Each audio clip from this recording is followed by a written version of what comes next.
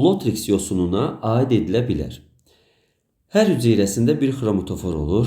Bu səhvdir. Çünki bir hüceyrəsi yapışmağa xidmət edirdi. Akarsularda yaşadığı üçün və bu hüceyrə rəngsiz idi. Xromatofor nüvəyə sahib olmurdu. Xromatoforu qapanmayan halqa şəkillidir. Bu düzdür. Lotrixin xüsusiyyətidir. Bütün hüceyrələr eyni quruluşludur. Xeyr, bir hüceyrəsi haqqında dedik ki, bu fərqli idi. Qametləri 2 qamçılıdır. Bəli, qametləri 2 qamçılı olurdu. Düzgün cavabdır. Yeni fərd bilavasitə ziqotdan inkişaf edir. Yeni fərd ziqotdan inkişaf edir deyil. Yəni ziqot bölünürdü. Lotrix yosununda spor yaradırdı. Spordan yeni lotrix yaranır. Ona görə də ziqotdan birbaşa bilavasitə inkişaf etmədi. Hər yaşıl hüceyrəsində bir nüvə olur. Bu düzdür. Hər yaşıl hüceyrəsi xromatofora sahibdir və nüvəyə sahibdir. Ona görə düzgün cavab olacaq 2, 4 və 6 cavabı olacaq.